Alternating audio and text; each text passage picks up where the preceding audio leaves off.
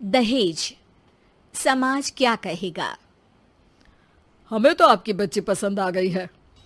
हमारे लड़के की कद काठी के हिसाब से देखे तो दोनों की जोड़ी बहुत अच्छी लगेगी। जैसा आप सही समझे। बेटा योगेश, तुम दोनों को अगर टाइम चाहिए तो आपस में अकेले में कुछ बात कर सकते हो। हम बाहर चले जाते हैं। जी पिताजी, जैसा आप कहें। योगेश और सविता को अकेले वक्त देकर सब वहां से चले जाते हैं। चाय कैसी लगी? चाय भी अच्छी लगी और आप भी। सच में? हाँ, मैंने तो फोटो देख के ही हाँ बोल दिया था। मुझे भी आप अच्छे लगे। आपको कुछ पूछना हो तो पूछ लीजिए, जैसे खाना बनाना आता है या नहीं, घर के क्या क्या काम कर लेती हूँ, वगैरह वगैरह। वो तो मेरी माँ आपकी माता जी से पूछ ही लेंगी। वो मेरा डिपार्टमेंट नहीं है। इधर योगेश और सविता जिंदगी भर का साथ जोड़ने की बात कर रहे थे। उधर सविता के पापा योगेश के पिताजी के सामने हाथ जोड़ के खड़े थे। देखिए, हमारा बेटा पढ़ा लिखा है, अच्छी नौकरी करता है। उसमें जितना पैसा लगा है कम से कम उतना तो मिलना चाहिए ना। 10 लाख से कम में तो नहीं हो पाएगा।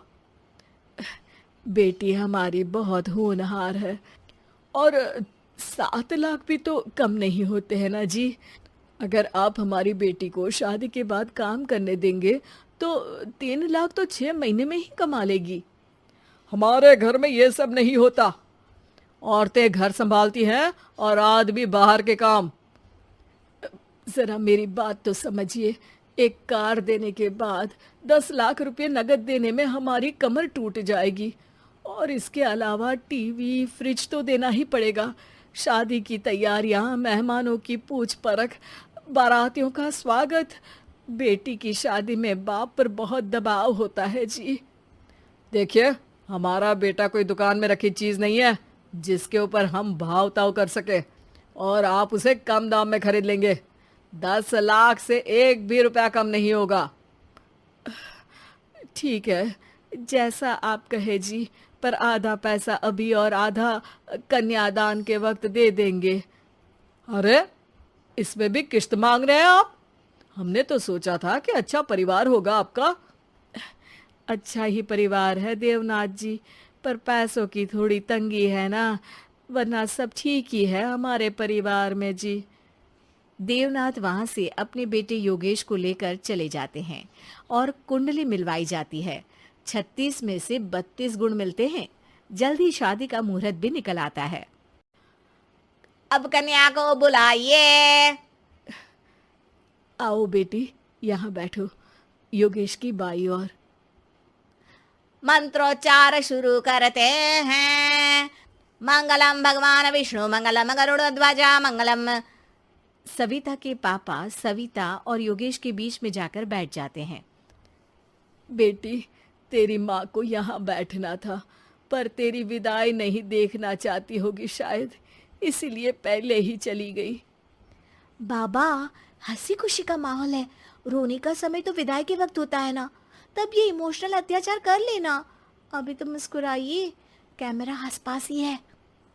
तभी पीछे योगेश के पिताजी आ जाते हैं। अभी तक पैसे नहीं आए आपके यहाँ से? उठा लूं क्या बेटे को?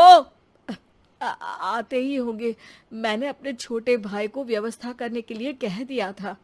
अरे तो जल्दी कराइए ना, वरना देर हो जाएगी। समझ रहे हो ना आप? योगेश और सविता दोनों एक दूसरे की तरफ देखते हैं। सविता चाहती है कि योगेश कुछ बोले, पर योगेश अपना मुंह दूसरी तरफ फेर लेता है। पापा, कितने पैसे की बात की है आपने? अरे बेटी, तुझे इससे क्या मतलब? मेरी डील की है ना, तो मुझे तो पता ही होना चाहिए। कन्यादान की विधि शुरू करेंगे। तभी योगेश के पिता वापस वहां आ जाते हैं। पैसे देते हैं या बेटे को उठवा लूं?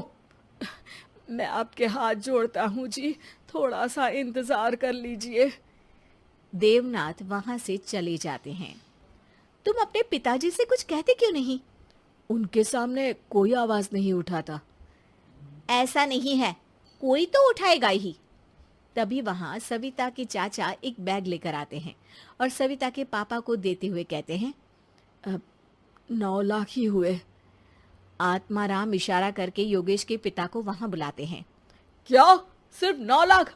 बाकी 1 लाख कहाँ है? नहीं हो पाए जी, शादी के बाद कर देंगे। अरे आप बात से पलट रहे हैं।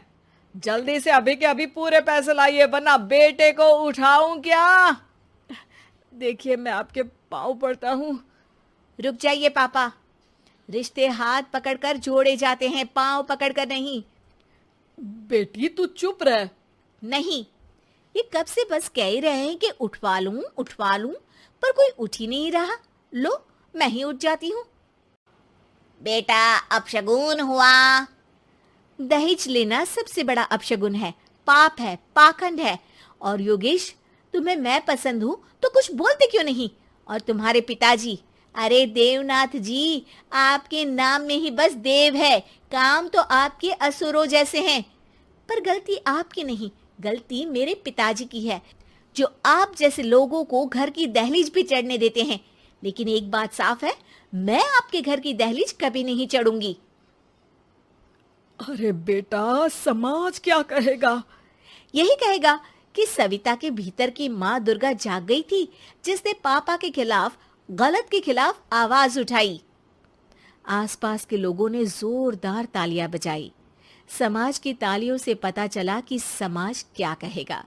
समाज ने सविता की बात को स्वीकार भी किया और उसको अपने सर आंखों पर भी बिठा लिया। सविता के पिता में हिम्मत जागी और उन्होंने कहा, देवनाथ जी, आप कह रहे थे ना बेटे को उठा लूं क्या? उठा लीजिए। हमारी बेटी को आपका लड़का पसंद नहीं है और हमें आप